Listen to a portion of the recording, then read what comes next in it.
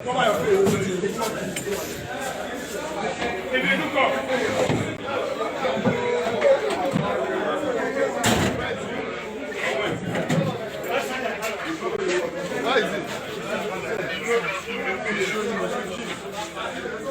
amount of cocoa and you in person.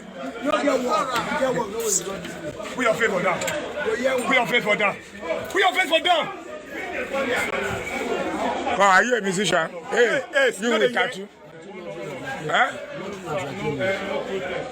This man, go join that one for Mr. Macaroni.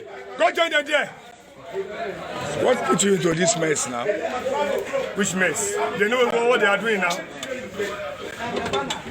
Go wá jókòó báyìí, go wá jókòó báyìí, go wá jókòó báyìí. Ibẹ̀ ti kún wá jókòó báyìí. Come and sit down here. Sit down here.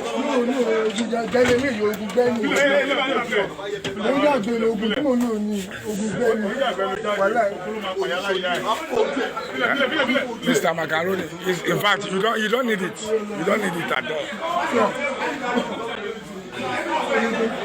So my dog fún ilé omi wọn tó ṣe answers kí ni problem kí lẹ ń wá káàkiri ìyàwó ló ń jẹ yín tẹ̀ ń wá káàkiri báyìí. Hold on, please. This is not Korea, Jai. This is Abidaya Kunola. Yes, hold on, please.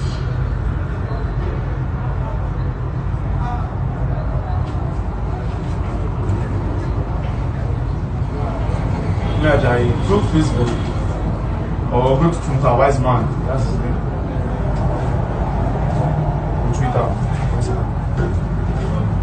Please, I'm currently in police detention, please. I'm at the Lekki toll gate, actually. I'm at the Lekki toll gate, inside the Black Maria. How do they switch on the location? No, I don't know. We're at Alausa together now. Yeah, Alausa. Yeah. I don't know the face actually. And I was one of the guys that were arrested. Oh, really? So I used to these guys. That day was even brutal. Those guys bust. The guy bust my mouth, blood filled my face mask.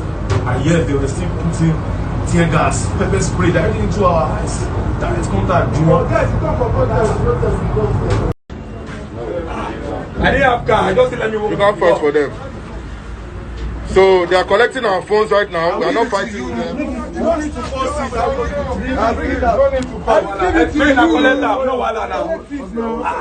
There's nothing. What has been collected? I'll give it to you.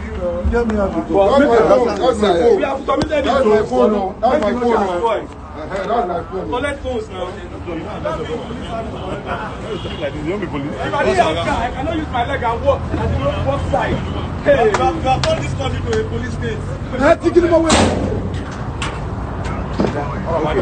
Oh, yes.